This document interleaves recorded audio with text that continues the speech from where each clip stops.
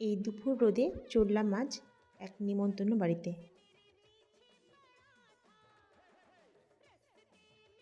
সেখানে গিয়ে সবার সাথে খানিকক্ষণ গল্প করে বসে পড়লাম খেতে। প্লেটটা পরিষ্কার করে নিয়ে স্যালাড নিয়েছি। স্যালাড নিয়ে ওয়েট করতে করতেই প্লেটে চলে আসলো সাদা ভাত, তার সঙ্গে ঘি আর গরম গরম মাছ ভাজা, যা লেবু লঙ্কা আর লবণ দিয়ে খেলাম। এরপরে দিয়ে দিল শুক্তো। শুক্তো দিয়ে খাওয়া শেষ না করতে করতেই চলে আসলো পাট ভাজা আর ভেজ ডাল, আর সঙ্গে একটা পটল পোস্ত। এদিকে দেখি ইলিশ মাছও দিয়ে চলে গেছে। এত তাড়াতাড়ি করে দিচ্ছিল না, মাঝে মাঝে রাগ হয়ে যাচ্ছিল।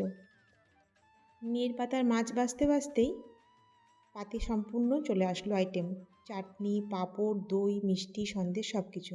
সে যাক্কা, দিয়েছে তো দিয়েছে। আমি ধীরে সুস্থে সব কিছু খাওয়া একে একে কমপ্লিট করলাম।